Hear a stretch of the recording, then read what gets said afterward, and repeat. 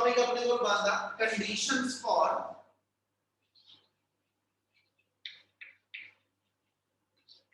Conditions for zero resultant vector. गल समझिए ध्यान ना, condition for zero resultant vector कहना जी जीरो रिजल्टेंट वेक्टर की होए ਅਸੀਂ ਕਹਿੰਦੇ when a number of vectors will act on a body, when a number of vectors will act on a body but their resultant value comes out to be zero। ਮੇਰੇ ਕੋਲ system ਦੇ ਅੰਦਰ ਕਹਿੰਦਾ G S ਸੱਚ ਮੈਂ ਇਹਦਾ example ਦੇ ਰਿਹਾ, ਮੈਨੂੰ 10 ਨਿਊਟਨ ਨਾਲ ਕੋਈ ਅੱਗੇ ਨੂੰ ਫੋਰਸ ਲਗਾ ਰਿਹਾ, 3 ਨਿਊਟਨ ਨਾਲ ਹੋਰ ਕੋਈ ਅੱਗੇ ਨੂੰ ਫੋਰਸ ਲਾ ਰਿਹਾ ਤੇ 13 ਨਿਊਟਨ ਨਾਲ ਕੋਈ ਪਿੱਛੇ ਨੂੰ ਫੋਰਸ ਲਾ ਰਿਹਾ, ਮੇਰੇ ਤੇ ਰਿਜ਼ਲਟੈਂਟ ਫੋਰਸ ਕਿੰਨੀ ਹੋਈ?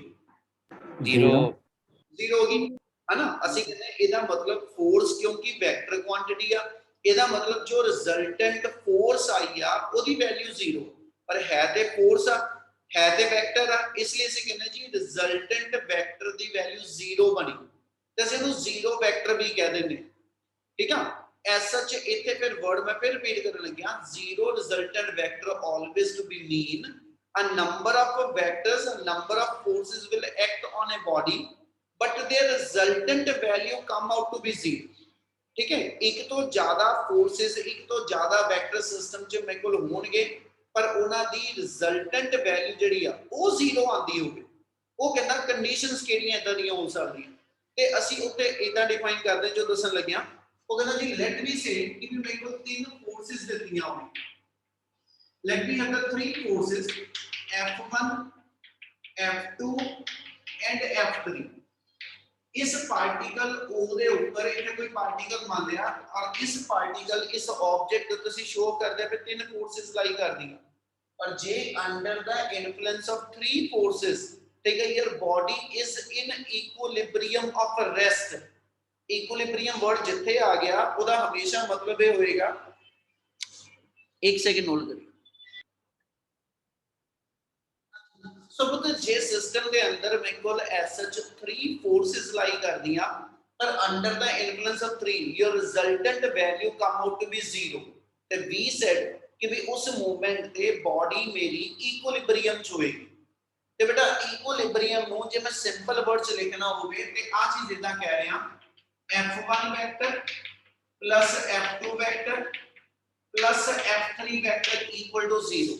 आ चीज लिखन दा किते भी ए मतलब नहीं कि सिंपली जे एदी वैल्यू 2 आ एदी 3 आ ते एदी मैं कहां जी मेरे को -5 आपा कह दिए वैल्यू है, इतना सिंपल नहीं कह रहे, मतलब जरूरी नहीं। लाइन दिमाग च रखियो, मैं आगे भी एक गल कही इतना F1 plus F2 plus F3 लिखया वा जीरो, एदा मतलब ते वेक्टर साइन पाके जे ये चीज लिखी देना दोनों का मतलब डिफरेंट है।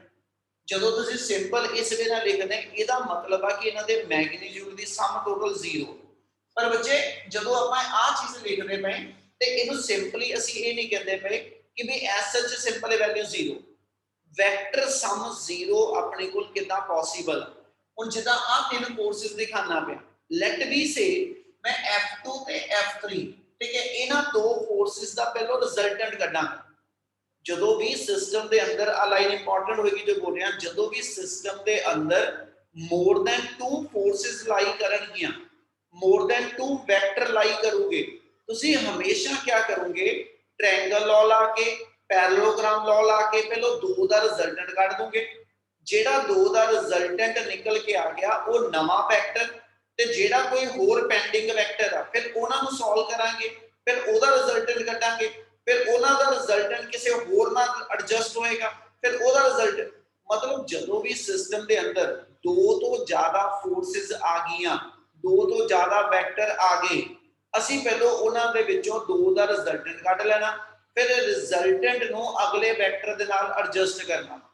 ਹੁਣ ਇੱਥੇ ਗੱਲ ਕਰਾਂ ਆ ਜਦੋਂ 3 ਵੈਕਟਰ ਨੇ ਇਹਨਾਂ ਚੋਂ ਕੋਈ ਵੀ 2 ਮੈਂ ਇਹਨਾਂ ਚੋਂ F2 ਤੇ F3 ਲੈ ਲਿਆ, F2 और F3 इस O पॉइंट पे एक दूसरे ਨਾਲ ਕਿੱਦਾਂ ਜੁੜੇ ਆ ਜੀ सर टेल टू टेल ਅਸੀਂ ਦੋਨਾਂ ਦੇ ਜਾਂ ਹੈਡ ਟੂ ਟੇਲ ਬੋਲਾਂਗੇ ਜਾਂ ਟੇਲ ਟੂ ਟੇਲ ਬੋਲਾਂਗੇ ਤੇ ਅਸੀਂ ਫਿਰ ਇਹ ਕਿਹਾ ਸੀ ਜੇ ਹੈਡ ਟੂ ਟੇਲ ਜੁੜੂਗੇ ਤੇ ਅਸੀਂ ਟ੍ਰਾਇੰਗਲ ਲਾ ਲਾਵਾਂਗੇ, ਜੇ ਅਸੀਂ ਕਹਿੰਦੇ ਜੀ ਟੇਲ ਟੂ ਟੇਲ ਜੁੜੂਗੇ ਪੈਰਲੋਗ੍ਰਾਮ ਲਾ ਲਾਵਾਂਗੇ, ਪਰ ਦੋਨਾਂ ਕੇਸਿਸ ਦੇ ਅੰਦਰ R ਦਾ ਫਾਰਮੂਲਾ ਇੱਕੋ ਹੀ ਹੈ, मतलब रिजल्टेंट कड्ढण दा फार्मूला सेम आ, सिर्फ फिगर अकॉर्डिंगली आप ਉਹਦੀ कंडीशन देनी। ਹੁਣ ਜੇ ਇੱਥੇ F2 और F3 इस पॉइंट ਦੇ टेल टू टेल जुड़े ਆ, ਆਪਾਂ ਇਹਦੇ ਇੱਕ ਪੈਰਲੋਗ੍ਰਾਮ ਕੰਪਲੀਟ ਕਰਕੇ इस पैरेललोग्राम ਦਾ ਜਿਹੜਾ डायगोनल ਹੋਏਗਾ, ठीक है, वो सच F2 ਤੇ F3 ਦਾ ਰਿਜ਼ਲਟੈਂਟ ਬਣ ਜੂ। ਰਿਜ਼ਲਟੈਂਟ ਲਿਖਣ ਦਾ ਮੈਥਡ ਦੱਸਿਆ ਸੀ, ठीक है, ਜਿਹਦਾ ਆ ਗਿਆ ਸੀ ਕਿ ਜੇ ਆ ਦੋ ਵੈਕਟਰ ਆ A और B, ठीक है, ਅਸੀਂ ਪੈਰਲੋਗ੍ਰਾਮ ਕੰਪਲੀਟ ਕੀਤਾ ਤੇ डायगोनल ਦੇ ਅਲੋਂਗ R ਵੈਕਟਰ ਨੂੰ A vector plus B vector ਲਿਖਿਆ ਸੀ। Yes, sir. Yes, sir. ਇੱਥੇ ਜੇ ਮੈਂ ਇਸ ਫਿਗਰ ਵਾਈਜ਼ ਲਿਖਣਾ ਹੋਵੇ ਕੁਝ ਨਾਮ ਦੇ ਰਿਹਾ ਨੂੰ ਮੈਂ O A B C ਇਹਨੂੰ ਪੁਆਇੰਟ ਨੂੰ ਨਾਮ D ਦੇ ਦੇਣੇ। ਉਹ ਕਹਿੰਦਾ ਜੀ ਇਹਦਾ ਮਤਲਬ ਜਿਹੜਾ ਆ ਪੈਰਲੋਗ੍ਰਾਮ ਦਾ ਡਾਇਗੋਨਲ ਆਇਆ ਹੈ ਨਾ, ਇਹਨੂੰ ਆਪਾਂ ਇਹਦਾ ਲਿਖ ਦਿੰਦੇ here OC vector equal to OC resultant vector ਨੂੰ ਕਹਿ ਰਹੇ ਹਾਂ, it is equal to OA vector plus OB vector. क्या आ गल समझ लगी किदा लिखी आपा? Yes, sir. Yes, sir. क्या आ सारे नु गल समझ आंदी भी की करदे पे? Yes, sir. Yes, sir. Airport एथे ज मैंने पढ़ा, ठीक है, ये गल तो समझ लियो सारा, ठीक है जी। अपने को F वेक्टर आ गया, F2 vector plus F3 vector, यानी आ दोनों वेक्टर दे बराबर दा कल्ला एक सिंगल वेक्टर जेड़ा वो मेरा F वेक्टर बन गया।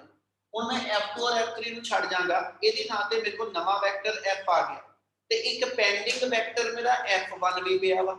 ਹੁਣ ਜੇ ਅਸੀਂ ਇਹ ਕਹਿੰਦੇ ਪਏ ਆ ਆਹ ਤਿੰਨ ਵੈਕਟਰ ਦਾ ਰਿਜ਼ਲਟੈਂਟ 0 ਆ, ਤਿੰਨ ਵੈਕਟਰ ਦਾ ਰਿਜ਼ਲਟੈਂਟ 0 ਆ, ਠੀਕ ਹੈ, ਇਹ 0 ਕਿੱਦਾਂ ਹੋਏਗਾ? ਕਹਿੰਦਾ ਜੀ ਹੁਣ ਜਿਹੜਾ ਆ ਇੱਕ ਨਵਾਂ ਵੈਕਟਰ ਆ ਗਿਆ ਤੇ ਜਿਹੜਾ ਆ ਪੈਂਡਿੰਗ ਆ, ਜੇ ਇਹ ਦੋ ਦੀ ਸਮ ਟੋਟਲ, ਨਾਓ ਆਪਾਂ ਜੇ ਕੰਡੀਸ਼ਨ ਲਿਖੀਏ F2 F3 ਦੀ ਥਾਂ ਤੇ, ठीक है, मैं F लिख दांगा ते F1 as such equal to 0, यानी F1 इतना दे लिखता है, F2 ते F3 ਦੇ ਸਮ ਟੋਟਲ ਦੀ ਥਾਂ ਤੇ F ਲਿਖ ਦਿੱਤਾ, यानी F1 ਵੈਕਟਰ F ਵੈਕਟਰ ਦੀ ਸਮ 0 ਆ। ਕਹਿੰਦਾ ਦੀ what it mean, ਜੇ ਆ ਦੋਨਾਂ ਦੀ ਸਮ ਟੋਟਲ 0 ਆ ਤੇ ਬੇਟਾ ਅਸੀਂ ਇਹ ਪੜਿਆ ਸੀ ਦੋ ਵੈਕਟਰ ਦੀ ਸਮ 0 ਕਦੋਂ ਪੋਸੀਬਲ ਆ? ਜੇ ਦੋਨੋਂ आपस ਚ इक्वल ਤੇ ਇੱਕ ਦੂਜੇ ਦੇ opposite ਹੋਣ। Opposite. ठीक है ना, जे A वेक्टर मेरे को 10 न्यूटन फॉरवर्ड फोर्स आ, 10 न्यूटन फॉरवर्ड च मैं कितना प्लस करा कि 0 आ जाए? Minus 10. Minus 10 Newton. Minus 10. ਇਹਦਾ ਮਤਲਬ 10 ਨਿਊਟਨ ਚ ਮੈਂ ਉਹਦੇ ਇਕੁਅਲ ਇੱਕ ਵੈਕਟਰ ਪਲੱਸ ਕਰਾਂਗਾ ਪਰ ਡਾਇਰੈਕਸ਼ਨ ਵਾਈਜ਼ ਆਪੋਜ਼ਿਟ ਹੋ। ਇਹਦਾ ਮਤਲਬ ਇੱਥੋਂ ਚੱਲਾਂ ਤੇ ਮੇਰੇ ਕੋਲ ਕੰਡੀਸ਼ਨ ਆ ਜਾਏਗੀ F1 should be equal to minus F, that mean ਜਿਹੜਾ F1 ਵੈਕਟਰ ਹੋਏਗਾ ਤੇ ਜਿਹੜਾ F ਆ है ना, यानी F2 ਤੇ F3 ਦਾ ਜਿਹੜਾ ਰਿਜ਼ਲਟੈਂਟ ਵੈਕਟਰ ਆ ਇਹਦੇ ਬਰਾਬਰ ਦਾ ਕੱਲਾ ਆ ਤੀਜਾ ਵੈਕਟਰ ਹੋ। F2 ਤੇ F3 ਦਾ ਜਿਹੜਾ ਰਿਜ਼ਲਟੈਂਟ ਆ है ना, ਜਿੰਨਾ ਆ ਰਿਜ਼ਲਟੈਂਟ ਵੈਕਟਰ ਬਣੇਗਾ ਇਹਦੇ ਬਰਾਬਰ ਦਾ ਜੇ ਆ ਕੱਲਾ ਵੈਕਟਰ ਹੋਏਗਾ ਤੇ ਇਸ ਵੈਕਟਰ ਤੋਂ ਆਪੋਜ਼ਿਟ ਵੈਕਟਰ ਹੋਏਗਾ, ਫਿਰ ਇਹਨਾਂ ਦੋਨਾਂ ਦੀ ਸਮ 0 ਆ ਜਾਏਗੀ ਬੇਟਾ। Yes, sir. Yes, sir. Yes, sir. क्या ਇੰਨੀ ਗੱਲ ਸਭ ਨੂੰ ਪਹਿਲਾਂ ਸਮਝ ਆਈ ਜੋ ਦੱਸੀ ਮੈਂ? Yes, sir. Yes. ਭਾਈ ਸਮਝੀ ਚੱਲਿਓ, ਠੀਕ ਹੈ, ਹਜੇ ਬਹੁਤ ਕੁਝ ਕੰਡੀਸ਼ਨਸ ਦੀ ਗੱਲ ਹੁਣ ਸ਼ੁਰੂ ਕਰਨ ਲੱਗਿਆ। ਕਹਿੰਦਾ ਜੀ ਐਸਾ ਚ ਹੁਣ ਆ ਜੋ ਆਪਾਂ ਕੀਤਾ ਨਾ ਇਹਨੂੰ ਕਰਨ ਦਾ ਕਿ ਵੀ ਇਹਦੀ ਇਕੁਇਲਿਬਰੀਅਮ ਦੀ ਕੰਡੀਸ਼ਨ ਨੂੰ ਪ੍ਰੂਵ ਕਰਨ ਦਾ ਇੱਕ ਮੈਥਡ ਹੋਰ ਵੀ ਕਹਿੰਦਾ, ਉਹਨੂੰ ਅਸੀਂ ਲੈਮਿਸ ਥਿਓਰਮ ਕਹਿੰਦੇ ਆ। ਲੈਮਿਸ ਥਿਓਰਮ ਇਹ ਕਹਿੰਦੀ, ਠੀਕ ਹੈ, ਉਸ ਤੋਂ ਬਾਅਦ ਇੱਕ ਮੈਥਡ ਹੋਰ ਦੱਸਾਂਗਾ। ਲੈਮਿਸ ਥਿਓਰਮ ਦੇ ਅਕੋਰਡਿੰਗਲੀ ਇਹ ਹੁੰਦਾ, ਜੇ ਤੁਹਾਡੇ ਕੋਲ ਤਿੰਨ ਵੈਕਟਰ ਦਿੱਤੇ ਆ, ਜੇ ਤੁਹਾਡੇ ਕੋਲ ਤਿੰਨ ਵੈਕਟਰ ਦਿੱਤੇ ਹੋਣੇ, ठीक है जी, A vector, B vector, C vector, अब कोई भी नाम दे देते और ऐसा च A दे ऑपोजिट एंगल पे अल्फा कह दो, B दे ऑपोजिट पे बीटा कह दो, C दे ऑपोजिट पे गामा।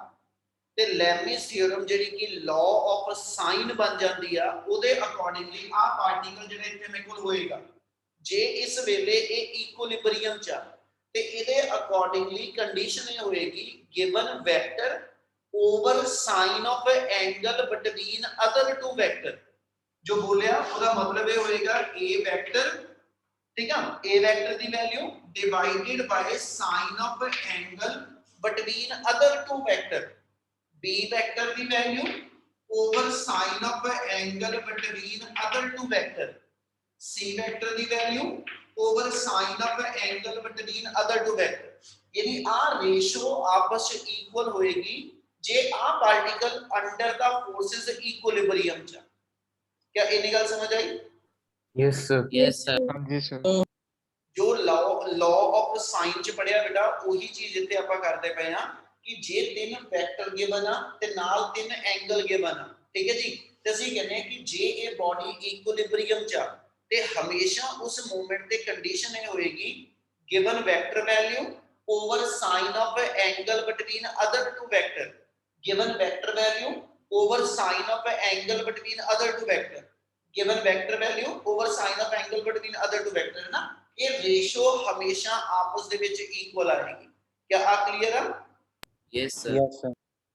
चलो एक कंडीशन होर ओदी गल करना एक न्यूमेरिकल दी स्टेटमेंट बना के ओदी गल करन लग्या समझियो मैंने एक क्वेश्चन दिता determine the horizontal force required which will displace the pendulum bob from its position by 10 meter value कुछ भी बोल दांगा ठीक है ਉਹਨੇ ਮੈਨੂੰ ਉਸ ਮੂਵਮੈਂਟ ਤੇ ਕਿਹਾ ਜੀ ਮਾਸ ਆਫ ਦਾ ਬੌਬ ਗਿਵਨ ਬਾਕੀ ਹੋਰ ਕੁਝ ਵੇਰੀਏਬਲ ਦਿੱਤੇ ਆ ਤੇ ਉਹਦੇ ਚ ਉਹਨੇ ਕਿਹਾ ਜੀ ਹੌਰੀਜ਼ੌਂਟਲ ਫੋਰਸ ਕਰੋ ਹੁਣ ਪੁੱਤ ਜੋ ਦੱਸਦਾ ਪਿਆ ਉਹਦਾ ਮਤਲਬ ਇਹ ਹੋਏਗਾ ਕਿ ਜੇ ਆ ਮੇਰੇ ਕੋਲ ਕੋਈ ਪੈਂਡੂਲਮ ਦਾ ਬੌਬ ਆ ਮਤਲਬ ਮੇਰੇ ਕੋਲ ਪੈਂਡੂਲਮ ਦਾ ਕੋਈ ਬੌਬ ਹੈਗਾ ਮੈਨੂੰ ਉਹਨੇ ਕਿਹਾ ਕਿ ਵੀ ਇਹਦੇ ਅਕ੍ਰੋਸ ਤੁਸੀਂ ਹੌਰੀਜ਼ੌਂਟਲ ਫੋਰਸ ਲਗਾਈ ਇਹ ਜਿਹੜਾ ਬੌਬ ਲਟਕਦਾ ਪਿਆ ਮੈਂ ਤੇ ਹੱਥ ਮਾਰ ਕੇ ਇਹਨੂੰ ਹੌਰੀਜ਼ੌਂਟਲ ਫੋਰਸ ਲਗਾਈ ਕੀ ਹੋਏਗਾ Remove करेगा. So forward करेगा। move करेगा। करेगा सर बॉडी अपनी मीन पोजीशन तो डिस्प्लेस करके एक्सट्रीम पर जाएगी Yes, sir. Yes, sir. Let me से कि बॉडी अपनी इस पोजीशन को डिस्प्लेस करके आ किसे एक नवी पोजीशन तक पहुंच गई ਜਿਹੜੀ ਨਵੀਂ ਪੋਜੀਸ਼ਨ ਤੇ ਬॉडी ਪਹੁੰਚੀ ਉਦੋਂ ਉਹਨੇ ਵਰਟੀਕਲ ਲਾਈਨ ਦੇ ਨਾਲ ਜਿਹੜੀ ਇਹਦੀ ਇਕੁਇਲਿਬ੍ਰੀਅਮ ਦੀ ਸੈਂਟਰ ਲਾਈਨ ਸੀ ਜਦੋਂ ਪੈਂਡੂਲਮ ਦਾ ਬੌਬ ਇੱਥੇ ਸੈਂਟਰ 'ਚ ਲਟਕ ਰਿਹਾ ਬੇਟਾ ਤੇ ਇਹ ਉਸ ਮੂਵਮੈਂਟ ਤੇ ਇਕੁਇਲਿਬ੍ਰੀਅਮ 'ਚ एक ਇਹਦਾ weight ਆ ਜਿਹੜਾ ਡਾਊਨਵਰਡ ਲਾਈ ਕਰਦਾ ਉਹ ਐਕਸ਼ਨ ਹੋਇਆ ਤੇ ਰਿਐਕਸ਼ਨ ਇਸ ਸਟ੍ਰਿੰਗ ਦੇ ਉੱਪਰ ਟੈਂਸ਼ਨ ਬਣ ਕੇ ਆਇਆ ਤੇ ਇਹ ਆਪਸ ਇਕੁਅਲ ਨਾ ਤਾਂ ਬੌਬ ਥੱਲੇ ਜਾ ਰਿਹਾ ਨਾ ਉੱਪਰ ਜਾ ਰਿਹਾ ਇਹਦਾ ਮਤਲਬ ਇਹ ਇਕੁਇਲਿਬ੍ਰੀਅਮ ਉਹਦੀ ਪੋਜੀਸ਼ਨ ਆ ਗੱਲ ਸਮਝ ਆਈ Yes, sir. दोबारा बता दो Yes. इक्विलिब्रियम कैसे हुआ ਉਹ ਤਾਂ ਇਹ ਕਹਿ ਰਿਹਾ ਕਿ ਜੇ ਇੱਥੇ ਬੌਬ ਨੂੰ ਆਪਾਂ ਧਾਗੇ ਨਾਲ ਬੰਨ ਕੇ ਲਟਕਾਇਆ ਹੋਇਆ ਬੌਬ ਦਾ weight ਡਾਊਨਵਰਡ ਹੋਏਗਾ Yes, sir. ਜਦੋਂ ਦਾ weight ਡਾਊਨਵਰਡ ਆ ਤੇ ਆਹ ਸਟ੍ਰਿੰਗ ਜਿਹੜਾ ਥ੍ਰੈਡ ਹੋਏਗਾ ਇਹ ਚ ਟੈਂਸ਼ਨ ਉੱਪਰ ਇਹ ਚ ਰੱਸੀ ਚ ਖਿੱਚ ਪਊਗੀ ਉੱਪਰ ਨੂੰ Yes, sir. ਤੇ ਜੇ ਉੱਪਰ ਵਾਲੀ ਫੋਰਸ ਤੇ ਥੱਲੇ ਵਾਲੀ ਫੋਰਸ ਹਨਾ ਨਾ ਤਾਂ ਇਹਨੂੰ ਪੈਂਡੂਲਮ ਬੌਬ ਨੂੰ ਉੱਪਰ ਤੇ ਨਾ ਥੱਲੇ ਲੈ ਕੇ ਜਾ ਪਾ ਰਹੀ ਹੈ ਤੇ ਇਹਦਾ ਮਤਲਬ ਇਹ ਇਸ ਵੇਲੇ ਰੈਸਟ ਦੀ ਸਟੇਟ ਹੋਏਗੀ ਬਾਡੀ ਦੀ Yes, sir. ਉਸ ਪੋਜੀਸ਼ਨ ਨੂੰ ਅਸੀਂ ਇਕੁਇਲਿਬ੍ਰੀਅਮ ਪੋਜੀਸ਼ਨ ਕਹਿੰਦੇ ਯਾਨੀ ਪੈਂਡੂਲਮ ਦੀ ਜਿਹੜੀ ਮੀਨ ਪੋਜੀਸ਼ਨ ਆ ਹਨਾ ਆ ਦੋ ਉਹਦੀਆਂ ਐਕਸਟ੍ਰੀਮ ਪੋਜੀਸ਼ਨ ਬਣ ਜਾਣੀ ਜਿਹੜੀ ਉਹਦੀ ਮੀਨ ਪੋਜੀਸ਼ਨ ਆ ਉਸ ਮੀਨ ਪੋਜੀਸ਼ਨ ਨੂੰ ਇਕੁਇਲਿਬ੍ਰੀਅਮ ਪੋਜੀਸ਼ਨ ਅਸੀਂ ਕਹਿੰਦੇ ਆ ਕਿ ਇੰਨੀ ਗੱਲ ਕਲੀਅਰ Yes, sir. ਹੁਣ ਉਹਨੇ ਕੁਐਸਚਨ ਚ ਕਿਹਾ ਸੀ ਇਸ ਪੋਜੀਸ਼ਨ ਤੇ ਤੁਸੀਂ ਬਾਡੀ ਤੇ ਜਦੋਂ ਫੋਰਸ ਲਗਾਈ ਇਹਨੇ ਤੁਹਾਡਾ ਪੈਂਡੂਲਮ ਦਾ ਬੌਬ ਇੱਥੇ ਤੱਕ ਡਿਸਪਲੇਸ ਕਰਤਾ ਯਾਨੀ ਉਹ ਆਪਣੀ ਮੀਨ ਪੋਜੀਸ਼ਨ ਤੋਂ ਕਿਸੇ ਇੱਕ ਐਕਸਟ੍ਰੀਮ ਪੋਜੀਸ਼ਨ ਤੱਕ ਗਿਆ ਵਾ ਕਲੀਅਰ ਆ बॉडी इस मीन पोजीशन तो डिस्प्लेस करके आ एक्सट्रीम तक गई और एक तो बाद बॉडी वापस मुड़ी है ना यानी आ ओदी एक्सट्रीम पोजीशन आ गई जिथे जाके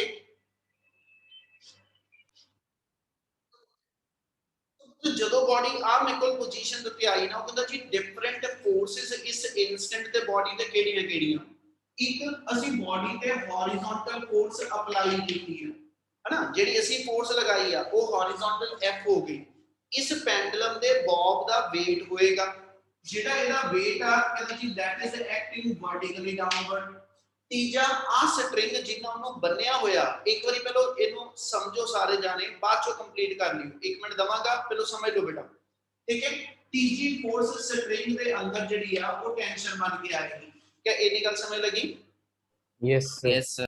Yes, sir. ਪੈਂਡੂਲਮ ਦੇ ਬੌਬ ਦੇ ਜਦੋਂ ਪੈਂਡੂਲਮ ਦਾ ਬੌਬ ਮੀਨ ਤੋਂ ਐਕਸਟ੍ਰੀਮ ਤੇ ਗਿਆ ਨਾ ਤੇ ਮੋਮੈਂਟਰੀਲੀ ਬਾਡੀ ਰੈਸਟ ਤੇ ਆਉਂਦੀ ਹੈ ਬੱਚੇ ਜਦੋਂ ਇਹ ਤੋਂ ਮੀਨ ਤੋਂ ਚੱਲਿਆ ਐਕਸਟ੍ਰੀਮ ਤੱਕ ਗਿਆ ਐਕਸਟ੍ਰੀਮ ਤੇ ਜੇ ਉਹਦੇ ਚ ਹਜੇ ਵੈਲੋਸਿਟੀ ਹੁੰਦੀ ਹਨਾ ਫਿਰ ਇੱਥੇ ਰੁਕ ਇੱਥੋਂ ਜਿਹੜਾ ਪੈਂਡੂਲਮ ਦਾ ਬੌਬ ਵਾਪਿਸ ਨਾ ਮੁੜਦਾ ਇਸ ਤੋਂ ਅੱਗੇ ਜਾਂਦਾ ਤੇ ਜੇ ਇੱਥੋਂ ਵਾਪਿਸ ਮੁੜਿਆ ਵਾ ਤੇ ਦੈਟ ਮੀਨ ਇਸ ਮੂਵਮੈਂਟ ਤੇ ਬੋਡੀ ਜਿਹੜੀ ਹੈਗੀ ਆ ਹਨਾ ਉਹਦੇ ਵੈਲੋਸਿਟੀ ਜਿਹੜੀ ਇਸ ਵੇਲੇ ਉਹ ਜ਼ੀਰੋ ਹੋਏਗੀ। Yes, sir. Yes, sir. Yes, sir. Yes, sir. ਜਿਹੜੀਆਂ ਡਿਫਰੈਂਟ ਫੋਰਸਿਸ ਇਸ ਵੇਲੇ ਉਸ ਐਕਸਟ੍ਰੀਮ ਪੋਜੀਸ਼ਨ ਤੇ ਬੋਡੀ ਤੇ ਲਾਈ ਕਰਦੀਆਂ ਉਹ ਅਸੀਂ ਤਿੰਨ ਦਿਖਾਤੀਆਂ। F ਜਿਹੜੀ ਹੌਰੀਜ਼ੌਂਟਲ ਫੋਰਸ ਲਗਾਈ, weight ਤੇ ਥਰਡ ਮੇਰੇ ਕੋਲ ਸਟ੍ਰਿੰਗ ਚ ਟੈਂਸ਼ਨ। ਬੱਚੇ ਇਹ ਨਿਊਮੈਰੀਕਲੀ ਬਹੁਤ ਇੰਪੋਰਟੈਂਟ ਕਨਸੈਪਟ ਆ ਬੇਟਾ, ਠੀਕ ਹੈ। ਹੁਣ ਆਹ ਤਿੰਨ ਫੋਰਸਿਸ ਜਿਹੜੀਆਂ ਨੇ, ਜੇ ਇਸ ਬੋਡੀ ਨੂੰ ਇਹ ਤਿੰਨ ਫੋਰਸਿਸ ਇਸ ਵੇਲੇ ਮੋਮੈਂਟੈਰੀਲੀ ਰੈਸਟ ਤੇ ਲੈ ਕੇ ਆਈਆਂ, ਕੁਝ ਫ੍ਰੈਕਸ਼ਨ ਆਫ ਅ ਸੈਕਿੰਡ ਵਾਸਤੇ ਰੈਸਟ ਤੇ ਲੈ ਕੇ ਆਈਆਂ, ਤੁਸੀਂ ਕਹਿੰਦੇ ਜੀ ਇਸ ਵੇਲੇ ਬੋਡੀ ਇੱਥੇ ਇਕੁਇਲਿਬਰੀਅਮ ਚ। ਉਹ ਕਹਿੰਦਾ ਜੇ ਬੋਡੀ ਇਕੁਇਲਿਬਰੀਅਮ ਚ ਆ ਤੇ ਇਹਨਾਂ ਤਿੰਨ ਫੋਰਸਿਸ ਦੀ ਸਮ ਟੋਟਲ ਜ਼ੀਰੋ ਆ, ਠੀਕ ਹੈ। ਜਦ ਆਪਾਂ ਇੱਥੇ ਆ ਲਾਈਨ ਬੋਲੇਗੀ ਤਿੰਨ ਫੋਰਸਿਸ ਸਮ ਟੋਟਲ ਜ਼ੀਰੋ, ਇਹੀ ਲਾਈਨ ਇੱਥੇ ਵੀ ਕਹਿਣਾ ਪਿਆ। ਜਦੋਂ ਬੋਡੀ ਇਕੁਇਲਿਬਰੀਅਮ ਚ ਆ P vector plus mg vector plus f vector ਇਹਦੀ ਸਮ ਟੋਟਲ 0। ਪਰ ਇਹਦਾ ਕਿਤੇ ਇਹ ਮਤਲਬ ਨਹੀਂ ਕਿ ਵੀ ਇਹ ਐਸਾ ਚੀਜ਼ਾਂ ਹੀ ਕਹਿੰਦਾ ਕਿ ਵੀ ਸਿੰਪਲ ਐਡੀਸ਼ਨ 0 ਆ। ਹੁਣ ਦੇਖੋ ਆ ਤਿੰਨ ਡਿਫਰੈਂਟ ਡਾਇਰੈਕਸ਼ਨਸ ਆ, ਜੇ ਇਹਨਾਂ ਦੀ ਸਮ ਟੋਟਲ 0 ਆ ਤੇ ਇਟ ਮੀਨਸ ਇਹਨਾਂ ਸਾਰੀਆਂ ਫੋਰਸਿਸ ਨੂੰ ਜੇ ਮੈਂ ਸੋਲਵ ਕਰਾਂ ਆਪਸ ਇੱਕ ਦੂਜੇ ਨਾਲ ਤੇ ਫਾਈਨਲ ਫੋਰਸ ਦੀ ਜਿਹੜੀ ਵੈਲਿਊ ਬਣਦੀ ਉਹ 0 ਮੰਨੀ ਜਾ ਰਹੀ। ਇਹਨੀ ਗੱਲ ਸਮਝ ਲੱਗੀ? Yes, Yes, sir. sir. Yes, Yes, sir. sir. ਇਹ ਬੋਡੀ ਹੁਣ ਮੈਂ ਕੰਡੀਸ਼ਨ ਦੱਸਣ ਲੱਗਿਆ ਕਿ ਜਦੋਂ ਬੋਡੀ ਇਸ ਕੰਡੀਸ਼ਨ ਚ ਇਕੁਇਲਿਬਰੀਅਮ ਚ ਹੋਵੇ ਤੇ ਅਸੀਂ ਕਿਹੜੀ ਮੈਥਮੈਟੀਕਲ ਕੰਡੀਸ਼ਨ ਲੈਣੇ ਉਹਦੇ ਲਈ ਸਮਝਿਓ। ਤੁਸੀਂ ਇਥੋਂ ਐਸਾ ਚੀਜ਼ ਕਿ ਸਾਈਡ ਡਰਾ ਕਰੋਗੇ, ਇਹਨੇ ਆਪਾਂ ਇੱਕ ਟ੍ਰਾਇੰਗਲ ਕੰਪਲੀਟ ਕਰ ਦਾਂਗੇ। ਇਸ ਵੇਲੇ ਇੱਕ ਟ੍ਰਾਇੰਗਲ ਕੰਪਲੀਟ ਕਰਾਂਗਾ ਇਧਰੋਂ। ਹੁਣ ਸਮਝਿਓ ਗੱਲ ਧਿਆਨ ਨਾਲ, ਜੇ ਬੋਡੀ ਇਕੁਇਲਿਬਰੀਅਮ ਚ ਆ ਤੇ ਇਹਦਾ ਮਤਲਬ ਇਹ ਹੋਏਗਾ ਜਿਹੜੀਆਂ ਤਿੰਨ ਫੋਰਸਿਸ ਨੇ ਤੇ ਜਿਹੜੀਆਂ ਟ੍ਰਾਇੰਗਲ ਦੀਆਂ ਤਿੰਨ ਸਾਈਡਸ ਨੇ, ਠੀਕ ਹੈ, ਸਾਈਡ ਤੇ ਕੋਰਸਪੋਂਡਿੰਗ ਫੋਰਸ ਦੀ ਰੇਸ਼ੋ ਇਹ ਹਮੇਸ਼ਾ ਇਕੁਅਲ ਹੁੰਦੀ ਹੈ। ਮੈਂ ਫੇਰ ਲਾਈਨ ਰਿਪੀਟ ਕਰ ਰਿਹਾ, ਜਦੋਂ ਬੋਡੀ ਇਕੁਇਲਿਬਰੀਅਮ ਚ ਹੋਏਗੀ ਅੰਡਰ ਦਿਸ ਕੰਡੀਸ਼ਨ ਉਸ ਮੂਵਮੈਂਟ ਤੇ ਗਿਵਨ ਫੋਰਸ ਤੇ ਇਹਦੇ ਕੋਰਸਪੋਂਡਿੰਗ ਜਿਹੜੀ ਸਾਈਡ ਹੋਏਗੀ, ਗਿਵਨ ਫੋਰਸ ਇਹਦੇ ਕੋਰਸਪੋਂਡਿੰਗ ਜਿਹੜੀ ਸਾਈਡ ਹੋਏਗੀ, ਇਹਨਾਂ ਦੀ ਰੇਸ਼ੋ ਆਪਸ ਵਿੱਚ ਇਕੁਅਲ। ਹੁਣ ਮੈਨੂੰ ਆਹ ਐਂਗਲ ਨਾ ਵੀ ਪਤਾ ਹੋਣ, ਜਿੱਦਾਂ ਇੱਥੇ ਲੈਮਿਸ ਥਿਓਰਮ ਲਗਾਈ ਬੱਚੇ, ਲੈਮਿਸ ਥਿਓਰਮ ਚ ਅਸੀਂ ਕਿਹਾ ਸੀ ਤਿੰਨ ਫੋਰਸਿਸ ਦੇ ਨਾਲ ਐਂਗਲ ਪਤਾ ਹੋਣ। ਇੱਥੇ ਅਸੀਂ ਕਹਿੰਦੇ ਪਏ ਜੇ ਮੈਨੂੰ ਐਸੇ ਤਿੰਨ ਫੋਰਸਿਸ ਤੇ ਪਤਾ ਵਾ ਪਰ ਇਹਨਾਂ ਵਿਚਲੇ ਆਹ ਐਂਗਲ ਕਿੰਨੇ ਆ, ਆਹ ਐਂਗਲ ਮੇਰੇ ਕੋਲ ਨੋਨ ਨਹੀਂ ਹੈਗੇ, ਉਦੋਂ ਇਕੁਇਲਿਬਰੀਅਮ ਕੰਡੀਸ਼ਨ ਕਿੱਦਾਂ ਲੈਣੀ? ਤੇ ਉਹਦਾ ਰਿਜ਼ਲਟ ਇਹ ਹੋਏਗਾ ਤੁਸੀਂ ਗਿਵਨ ਫੋਰਸ ਲੈ ਲਓ F ਔਰ F ਦੇ ਪੈਰਲਲ ਸਾਈਡ ਆ ਗਈ BC, ਤੁਸੀਂ ਗਿਵਨ ਫੋਰਸ ਲੈ ਲਓ mg ਦੇ ਪੈਰਲਲ ਸਾਈਡ ਆ ਗਈ AB, ਤੁਸੀਂ ਥਰਡ ਫੋਰਸ ਲੈ ਲਓ T ਤੇ T ਦੇ ਕੋਰਸਪੋਂਡਿੰਗ ਸਾਈਡ ਆ ਗਈ CA। ਆ ਰੇਸ਼ੋ ਆਪਸ ਵਿੱਚ ਇਕੁਅਲ ਹੋਏਗੀ ਜੇ ਬੋਡੀ ਤੁਹਾਡੀ ਇਸ ਵੇਲੇ ਇਕੁਇਲਿਬਰੀਅਮ ਚ। ਕੀ ਆ ਗੱਲ ਸਮਝ ਲੱਗੀ? Yes, sir. Yes, sir. Yes, sir. ਉਹ ਤੇ ਇਕੁਇਲਿਬਰੀਅਮ ਦੀਆਂ ਦੋ ਕੰਡੀਸ਼ਨ ਦਸੀਆਂ, ਇੱਕ ਲੈਮਿਸ ਥਿਓਰਮ ਵਾਲੀ ਆ ਵਾਲੀ ਤੇ ਸੈਕਿੰਡ ਆਪਣੇ ਕੋਲ ਆ ਕੰਡੀਸ਼ਨ। ਤਿੰਨ ਫੋਰਸਿਸ ਨੇ, ਟ੍ਰਾਇੰਗਲ ਦੀਆਂ ਤਿੰਨ ਸਾਈਡ ਨੇ ਤੇ ਅਸੀਂ ਇਹ ਕਹਿੰਦੇ ਕਿ ਵੀ ਫੋਰਸ ਤੇ ਕੋਰਸਪੋਂਡਿੰਗ ਸਾਈਡ ਦੀ ਰੇਸ਼ੋ ਉਹ ਅਸੀਂ ਆਪਸ ਇਕੁਅਲ ਲਿਖਾਂਗੇ ਜੇ ਬੋਡੀ ਮੇਰੀ ਇਕੁਇਲਿਬਰੀਅਮ ਚ। ਜਾਂ ਆ ਕੰਡੀਸ਼ਨ ਯੂਜ਼ ਕਰਿਆ ਕਰਾਂਗੇ, ਠੀਕ ਹੈ, ਨਿਊਮੈਰੀਕਲ ਵੇਲੇ, ਜਾਂ ਆ ਕੰਡੀਸ਼ਨ ਯੂਜ਼ ਹੋਏਗੀ ਡਿਪੈਂਡਿੰਗ ਮੇਰੇ ਕੋਲ ਫੋਰਸਿਸ ਨਾਲ ਤਿੰਨ ਐਂਗਲ ਗਿਵਨ ਆ ਕਿ ਮੇਰੇ ਕੋਲ ਫੋਰਸਿਸ ਨਾਲ ਤਿੰਨ ਸਾਈਡਸ ਗਿਵਨ ਆ। क्या इतनी गल समझ लगती भी? Yes, sir. Yes, sir. Yes, sir. ये च कोई डाउट हैगा तो बोल दो एक बार। No, sir. No, sir. करा कंटिन्यू? Yes, sir. कोई करिए। Yes, sir. चलो Yes, sir. Yes, sir. एक term इक्विलिब्रेंट vector.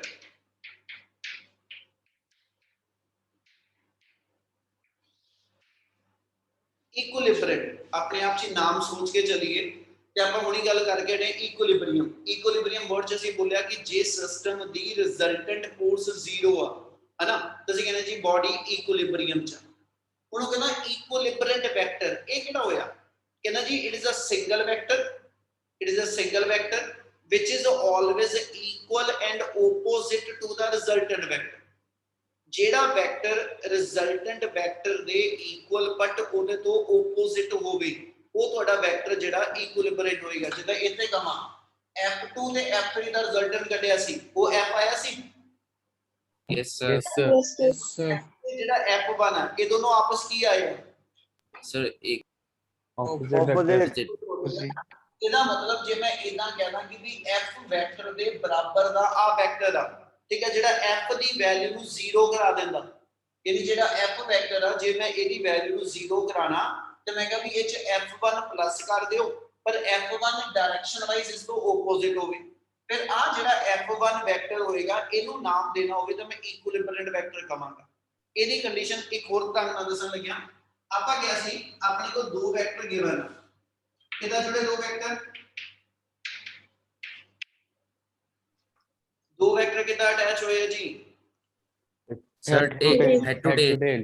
Head to tail ਤੇ ਜੇ ਇਹਨਾਂ ਦੋ ਦਾ ਰਿਜ਼ਲਟੈਂਟ ਕੱਢਣਾ ਕਾਹਨਾ ਕੱਢ ਸਕਦੇ Triangle law. Triangle law. Triangle law. Triangle law ਚ ਅਸੀਂ ਵਰਡ ਯੂਜ਼ ਕੀਤੇ ਸੀ ਜਿਹੜੀ ਥਰਡ ਸਾਈਡ ਹੋਏਗੀ ਉਹ ਐਸ ਸੱਚ ਇਹਨਾਂ ਦੋ ਦਾ ਰਿਜ਼ਲਟੈਂਟ ਬਣਦੀ clear Yes, sir. Yes, sir. Third side ਦੀ ਡਾਇਰੈਕਸ਼ਨ ਲਈ ਕੀ ਦੱਸਿਆ ਸੀ सर दो और तो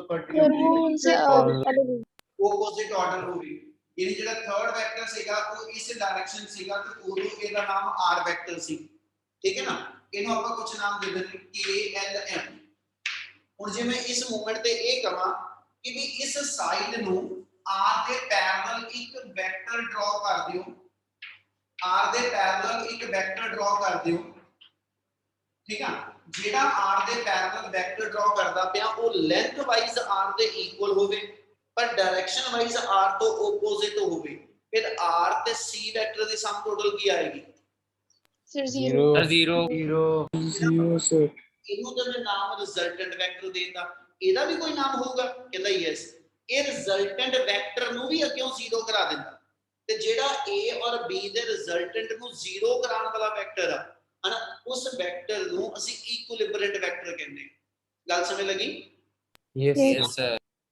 यानी जे मैं एक तो ये लिखा here r vector equal to a vector plus b vector ठीक है ना r a vector plus b vector है ठीक है और जे मैं एक ये कहा r vector plus c vector equal to 0 so then c vector is to be called as a here c is vector here c vector is called as ਇਹਨੂੰ ਨਾਮ ਦੇਣਾ ਹੋਵੇ ਤੇ ਇਹਨੂੰ ਅਸੀਂ ਨਾਮ ਦਿੰਦੇ ਇਕੁਇਲਿਬਰੀਅੰਟ ਵੈਕਟਰ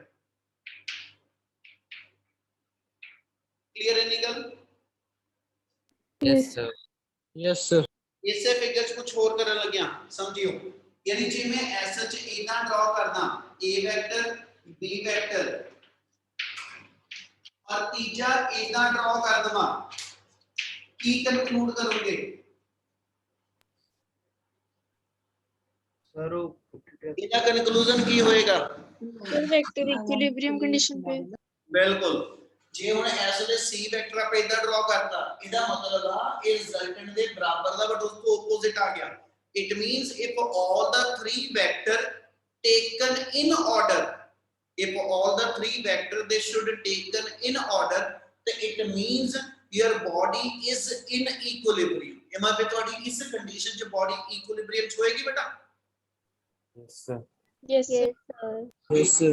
ਯਾਨੀ ਇਹਨੂੰ ਲਿਖਣਾ ਤੇ ਆਪਾਂ ਆ ਲਿਖ ਸਕਦੇ ਹਾਂ a vector b vector c ਯਾਨੀ ਇਹਨਾਂ ਸਾਰਿਆਂ ਦਾ ਰਿਜ਼ਲਟੈਂਟ ਜਿਹੜਾ ਉਹ 0 ਆ ਗਿਆ ਗੱਲ ਸਮਝ ਲੱਗੀ ਬੱਚੇ Yes, sir. ਯਾਨੀ ਜੇ ਆਪਾਂ ਐਸਾ ਚ ਕਿਸੇ ਪੋਲੀਗਨ ਚ ਜਾਂ ਕਿਸੇ ਟ੍ਰਾਇੰਗਲ ਦੇ ਅੰਦਰ ਠੀਕ ਹੈ ਜੇ ਆਪਾਂ ਵੈਕਟਰ ਸਾਰੇ ਕੰਟੀਨਿਊਟੀ ਚ ਦਿਖਾਤੇ ਤੇ ਇਹਦਾ ਮਤਲਬ ਆ ਉਹ ਕੰਟੀਨਿਊਟੀ ਚ ਆਉਣ ਦਾ ਮਤਲਬ ਇਹ ਹੋਏਗਾ ਕਿ ਇਹਨਾਂ ਸਾਰਿਆਂ ਦਾ ਰਿਜ਼ਲਟੈਂਟ ਵੈਕਟਰ 0 ਆ ਕਲੀਅਰ ਹੈ legal Yes, sir. Yes. Yes sir Yes, sir. ਜੇ ਇੰਨਾ ਸਮਝ ਲੱਗਿਆ ਤਾਂ ਬੋਲੋ ਫਿਰ ਮੈਂ ਕੰਟੀਨਿਊ ਕਰਾਂਗੇ ਟਾਪਿਕ Clear, sir.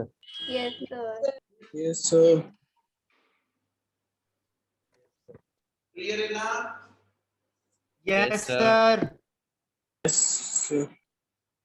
आवाज जोश वाली नहीं आई yes sir Yes, sir. Yes sir Yes, sir. Yes, sir.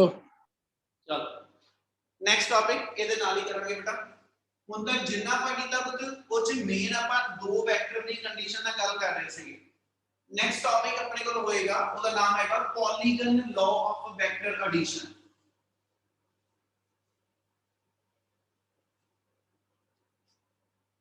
Polygon law समझियो।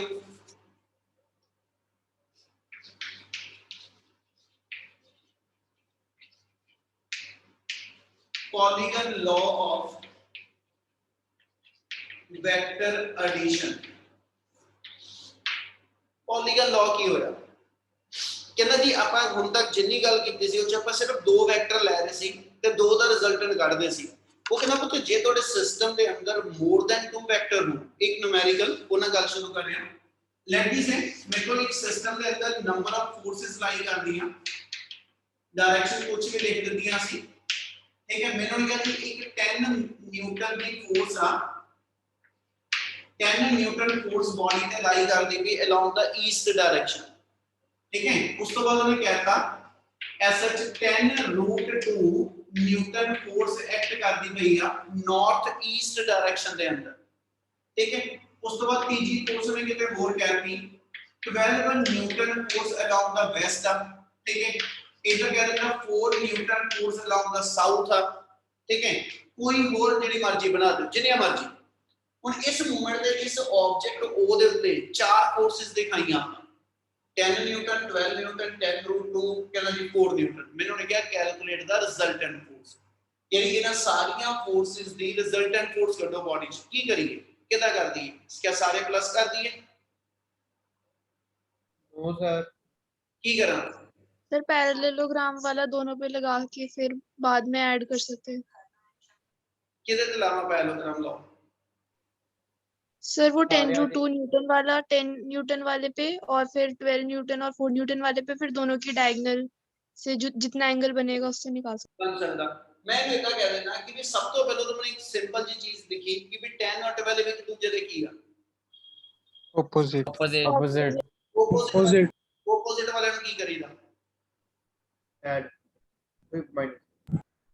Sir सब subtract minus ऑपोजिट होते हैं सर ऐड ही minus कर दो over माइनस अपने आप ही रहते हैं जो ऑपोजिट है बायो दी माइनस कीता जे माइनस कीता इना नु मैं ते नेट वैल्यू कितनी बनी मेरी so 2 Newton sir 2 Newton 2 Newton किस डायरेक्शन च the westward बेस्ट west सब तो पहले ਆਪਾਂ ਚੱਲੀਏ ਤੇ ਆਪਣੇ ਕੋਲ 2 ਨਿਊਟਨ ਫੋਰਸ ਵੈਸਟ ਨਾਲ ਰਹਿ ਗਈ।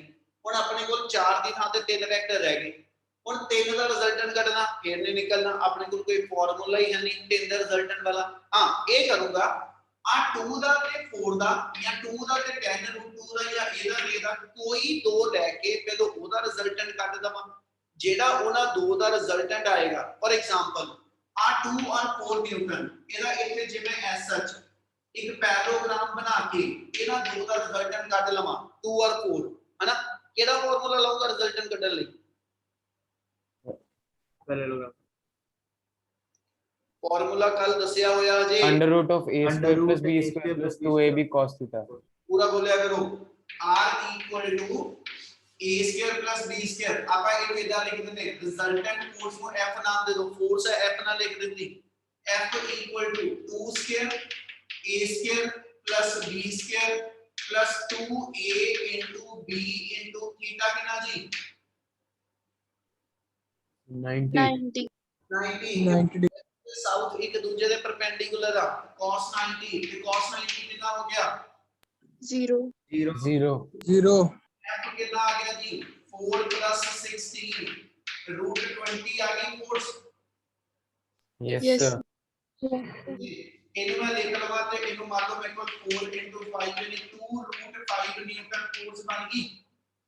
yes sir yes sir yes sir ਇਹ 2√5 ਆ ਫੋਰਸ ਆ ਗਈ क्या आ फोर्स ਇਹਦੇ opposite ਆ यस सर yes sir ਹਮ yes sir opposite है ਆਪਾਂ ਨੂੰ ਕਿਹਦਾ ਪਤਾ ਲੱਗਾ yes सर नहीं सर अब तो कितने कर सकते हैं ਆਪਾਂ ਨੂੰ ਪਤਾ ਹੀ ਨਹੀਂ ਹੈਗਾ ਕਾਰਨ ਆ ਉਹਦਾ ਇਹ ਫੋਰਸ ਜਿਹੜੀ ਐਸ ਸੱਚ ਮੈਨੂੰ ਦੱਸਣੀ ਪਏਗੀ ਕਿੰਨੇ ਡਿਗਰੀ ਐਂਗਲ ਤੇ ਆ ਤੇ ਉਹਦੇ ਲਈ ਡਾਇਰੈਕਸ਼ਨ ਯੂਜ਼ ਕਰੀਦੀ ਆ यस सर ਉਸੇ ਅਸੀਂ ਫਾਰਮੂਲਾ tan ਬੀਟਾ ਦਾ yes sir ਕੀ ਸੀਗਾ ਫਾਰਮੂਲਾ tan ਬੀਟਾ ਦਾ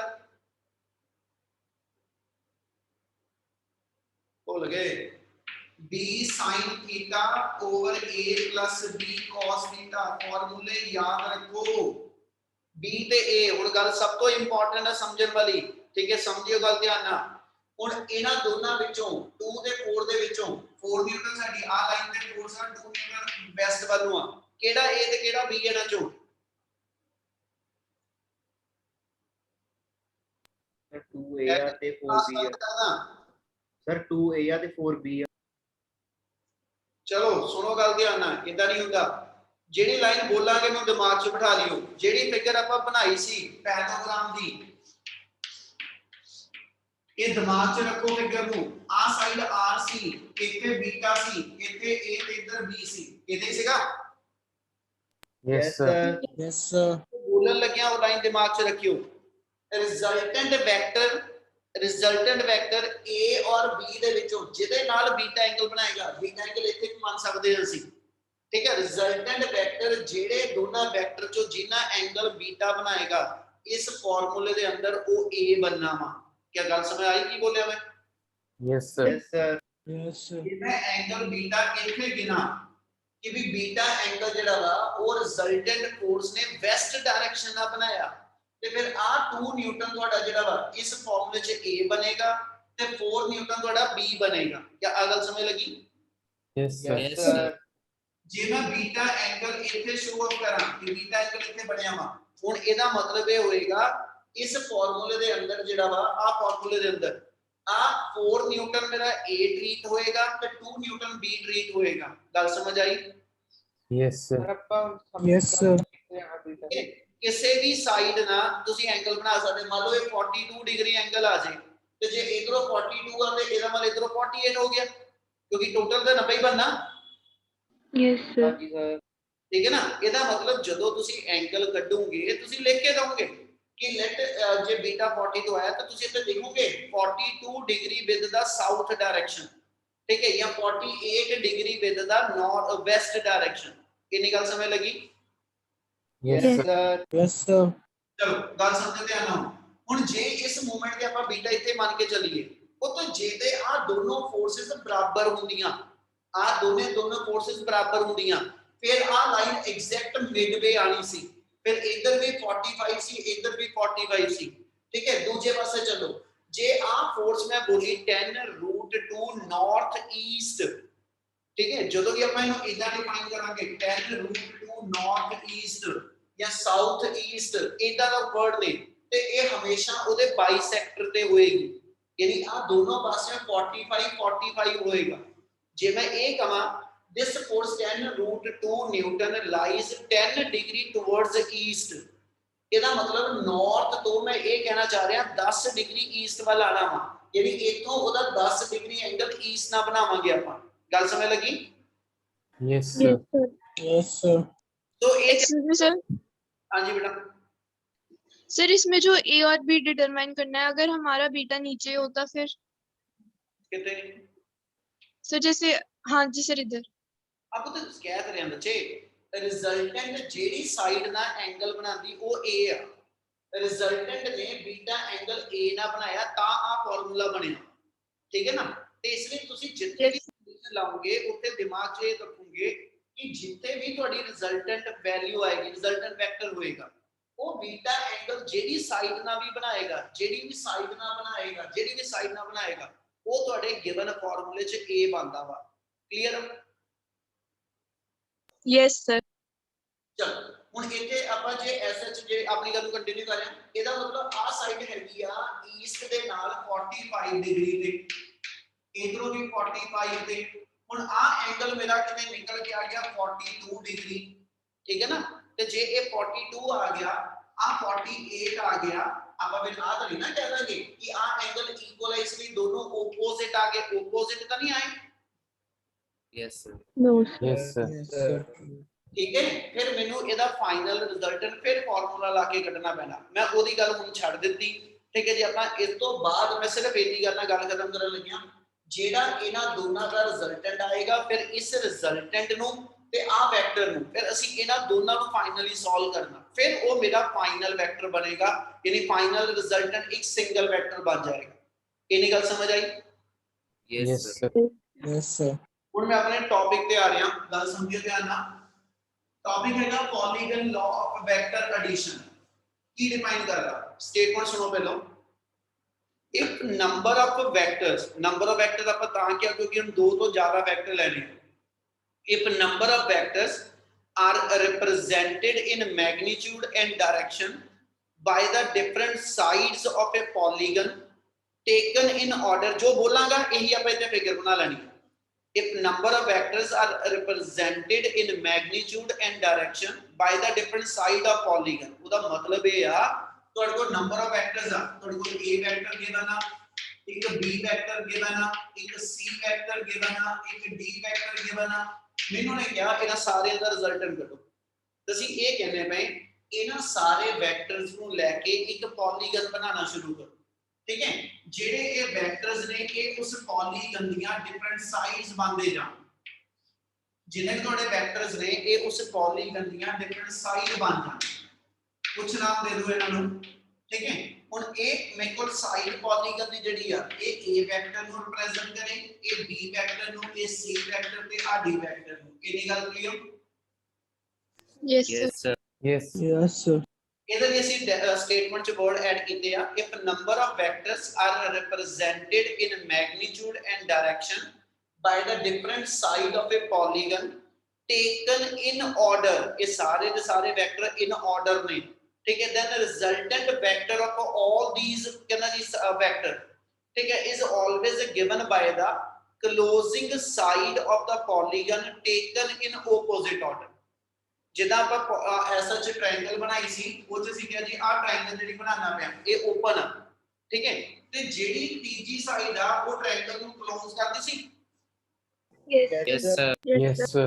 ਜਿਹੜੀ ਕਲੋਜ਼ਿੰਗ ਸਾਈਡ ਆ ਉਹ ਰਿਜ਼ਲਟੈਂਟ ਵੈਕਟਰ ਸੀ ਇਹੀ ਲਾਈਨ ਹੁਣ ਵੀ ਬੋਲਦਾ ਪਿਆ ਆ ਸਾਰੇ ਦੇ ਸਾਰੇ ਮੇਰੇ ਡਿਫਰੈਂਟ ਜਿਹੜੇ ਵੈਕਟਰਸ ਨੇ ਜਿਹਦਾ ਰਿਜ਼ਲਟੈਂਟ ਕੱਢਣਾ ਇਹ ਇੱਕ ਪੋਲੀਗਨ ਦੀਆਂ ਡਿਫਰੈਂਟ ਸਾਈਡਸ ਬਣ ਗਏ ਤੇ ਜਿਹੜਾ ਇਹਨਾਂ ਸਾਰਿਆਂ ਦਾ ਰਿਜ਼ਲਟੈਂਟ ਵੈਕਟਰ ਹੋਏਗਾ ਉਹ ਇਸ ਪੋਲੀਗਨ ਦੀ ਲਾਸਟ ਸਾਈਡ ਬਣੂ ਠੀਕ ਹੈ ਤੇ ਜਿਹੜੀ ਲਾਸਟ ਸਾਈਡ ਆ ਉਹ ਇਨ ਆਰਡਰ ਨਹੀਂ ਹੋਏਗੀ ਉਹ ਹਮੇਸ਼ਾ ਆਰਡਰ ਨੂੰ ਬ੍ਰੇਕ ਕਰੇਗੀ ਇਸ ਪੈਟਰਨ ਨੂੰ ਬ੍ਰੇਕ ਕਰੇਗੀ ਗੱਲ ਸਮਝ ਲੱਗੀ Yes, sir. ਹਾਂਜੀ sir. ਸਾਈਡ ਦਾ ਨਾਮ ਲਓਗੇ ਇਹਨੂੰ ਕਹੂੰਗਾ ਜੀ r vector equal to a b c d यानी आ के s वेक्टर जेड़ा वा ये चारा वेक्टर दी वेक्टर सम दे बराबर दा कल्ला एक वेक्टर समझ आई Yes, sir. हुन इस चीज नु ਅਸੀਂ मैथमेटिकली प्रूव करना वेक्टर फॉर्म च किदां ਉਹਦੇ ਲਈ ਕੀ ਕਰੂੰਗਾ ਜੋ ਹੁਣੀ ਗੱਲ ਪਿੱਛੇ ਗਈ ਸੀਗੀ ਦੋ ਵੈਕਟਰ ਲਈ ਚੱਲੋ ਦੋ ਵੈਕਟਰ ਦਾ ਰਿਜ਼ਲਟੈਂਟ ਕੱਢ ਲਓ ਜਿਹੜਾ ਰਿਜ਼ਲਟੈਂਟ ਆਇਆ ਉਹਨਾਂ ਪਿਛਲੇ ਦੋ ਵੈਕਟਰ ਛੱਡ ਦਿਓ ਤੇ ਅਗਲੇ ਇੱਕ ਵੈਕਟਰ ਨਾਲ ਉਹਨੂੰ ਰਿਜ਼ਲਟੈਂਟ ਨੂੰ ਜੋੜ ਦਿਓ ਇਸੇ ਪ੍ਰੋਸੈਸ ਨੂੰ ਕੰਟੀਨਿਊ ਕਰੋ ਜਦੋਂ ਤੱਕ ਲਾਸਟ ਤੇ ਨਹੀਂ ਪਹੁੰਚ ਜਾਂਦਾ ਹੁਣ ਜੇ ਮੈਂ ਇਤੋਂ ਦੇਖਾਂ ਤਾਂ ਸਭ ਤੋਂ ਪਹਿਲਾਂ ਮੈਨੂੰ ਦਿਖਦਾ a ਔਰ b ਵੈਕਟਰ ਦਾ ਅਸੀਂ ਰਿਜ਼ਲਟੈਂਟ ਕੱਢਦੀ a ਔਰ b ਕਿੱਦਾਂ ਜੁੜੇ ਆਪਸ Head to The tail. head to Head to tail. tail. ਤੇ ਦੋ ਜਿਹੜੇ ਹੈਡ ਟੂ ਟੇਲ ਜੁੜਦੇ ਆ ਰਿਜ਼ਲਟੈਂਟ ਕਿੱਦਾਂ ਕੱਢੀਦਾ ਉਹਨਾਂ ਦਾ Triangle. Triangle law. Triangle method. ਜਿਹੜੀ ਇਤੋਂ ਜੇ ਆਪਾਂ ਆ ਸਾਈਡ ਡਰਾ ਕਰ ਦਈਏ ਸਮਝਿਓ ਬਾਰ-ਬਾਰ ਕਰਿਆ ਬਣਾ ਬਾਅਦ ਚ ਲਈਓ ਠੀਕ ਹੈ ਆ ਡਰਾ ਕਰ ਦਵਾਂ ਇਹਦਾ ਨਾਮ r1 ਰੱਖ ਦਿੰਦੇ ਆ r1 vector a vector b vector the resultant ਬਣਿਆ ਬੇਟਾ Yes, sir. Yes, sir. ਇਹਨੂੰ ਆਪਾਂ ਮੈਥਮੈਟਿਕਲੀ ਨਾਲੋਂ ਨਾਲ ਲਿਖਦੇ ਚੱਲੀਏ ਇਨ ਟ੍ਰਾਇੰਗਲ ALM ਠੀਕ ਹੈ ਜੀ ਆਪਣੇ ਕੋਲ ਆ ਗਿਆ AL vector LM vector equal to AM vector clear ਆ Yes, sir. ਬਿਲਕੁਲ ਆਪਣੇ ਕੋਲ ਆ ਗਿਆ a vector b vector equal to r1 vector ਉਸ ਤੋਂ ਬਾਅਦ ਹੁਣ a ਔਰ b ਨੂੰ ਛੱਡ ਜਾਓ ਹੁਣ ਇਹਨਾਂ ਦੋਨਾਂ ਦੀ ਜਗ੍ਹਾ ਤੇ ਇੱਕ ਵੈਕਟਰ ਆਪਣੇ ਕੋਲ r1 ਆ ਗਿਆ ਹੁਣ ਆ km ਵੈਕਟਰ ਤੇ ਅੱਗਿਓਂ mn ਵੈਕਟਰ ਇਹ ਕਿੱਦਾਂ ਜੁੜੇ ਆ head to tail. Head to tail ਤੇ ਇਹਨਾਂ ਦੋ ਦਾ ਰਿਜ਼ਲਟੈਂਟ ਜਿਹੜਾ ਵਾ ਉਹ ਆ kn ਆਜੂ Yes, sir. Yes, sir. Yes, sir. ਇਹਦਾ ਨਾਮ r2 ਰੱਖ ਦਿਓ ਤੇ ਇਹਦੀ ਵੈਲਿਊ r1 c ਵੈਕਟਰ ਆਜੂ ਇਹਦੇ ਅਗਲੇ ਟ੍ਰਾਇੰਗਲ ਲੈ ਲਓ ਇਹ ਟ੍ਰਾਇੰਗਲ KMN ਇਸ ਟ੍ਰਾਇੰਗਲ ਚ KM vector mn vector equal to KL vector ਮੈਂ ਸਿੰਪਲ ਵੈਕਟਰ ਪਾਏ ਬਿਨਾ ਜੇ ਇਹ ਲਾਈਨ ਲਿਖਾਂ ਤੇ ਮੇਰੀ ਗਲਤ ਵਾ ਇਹ ਯਾਦ ਰੱਖਿਓ ਇਹ ਕੰਡੀਸ਼ਨ ਵੈਕਟਰ ਚ ਜਸਟੀਫਾਈਡ ਆ ਕਲੀਅਰ ਆ Yes, sir. Yes, sir. therefore r1 vector plus c vector equal to r2 vector ਹੁਣ ਇਹਦਾ ਮਤਲਬ ਹੈ ਇੱਥੇ ਤੱਕ a b c ਤਿੰਨੇ ਛੱਡ ਜਾਵਾਂ ਇਹਨਾਂ ਦੇ ਬਰਾਬਰ ਦਾ ਤਿੰਨਾਂ ਵੈਕਟਰ ਦੇ ਬਰਾਬਰ ਦਾ ਕਿਹੜਾ ਵੈਕਟਰ ਆ ਗਿਆ R2 vector. R2 ਵੈਕਟਰ ਹੁਣ ਅੱਗੇ ਚਲੋ R2 ਵੈਕਟਰ ਤੇ ਅੱਗਿਓਂ ਆ D ਵੈਕਟਰ ਇਹ ਦੋਨੋਂ ਵੀ ਇਨ ਕੰਟੀਨਿਊਟੀ ਆ ਰਹੇ ਆ Yes sir. Yes, sir. KS vector ਬਣ ਜਾਓ Yes, sir. Yes, sir. Next triangle पे चलिए इन ट्रायंगल KNS इस ट्रायंगल के अंदर मेरे को KN vector plus NS vector equal to KS vector ये मतलब अपने को आ गया R2 plus D equal to final R vector R2 की जितनी वैल्यू है वो पुट कर दियो R2 की थां ते भरना होवे अपना आ गया R1 plus C vector plus D equal to R ਤੇ R1 ਦੀ ਵੈਲਿਊ ਅੱਗੇ ਭਰ ਦਿਓ देयरफॉर ਸਾਡੇ ਕੋਲ R ਵੈਕਟਰ ਦੀ ਵੈਲਿਊ ਆ ਗਈ A vector B vector C D vector ਆ ਮੇਰੇ ਕੋਲ SH ਪੌਲੀਗਨ ਲਾਅ ਦਾ ਪ੍ਰੂਫ ਆ ਜਾਏਗਾ क्या समझ आया Yes, Yes, sir. sir. Yes, sir. ਉਹ ਪੱਲੇ ਪੈ ਰਹੀ ਹੈ ਨਹੀਂ Yes, sir. Yes, sir. ਪੈਸੇ ਨਹੀਂ ਸ਼ੋ ਨਹੀਂ ਕਰਦੇ ਤੁਸੀਂ ਯਾਰ ਟੈਸਟ ਮਿਲ ਗਏ ਸਾਰਿਆਂ ਨੂੰ Yes, sir. Yes, sir. Yes, sir. Sir मुझे नहीं मिला. ਜਿਹਨੂੰ ਨਹੀਂ ਮਿਲਿਆ ਇੱਕ ਵਾਰੀ ਰੀਸੈਂਡ ਕਰੋ ਟੈਸਟ Yes sir. ਸੁਬੇਗ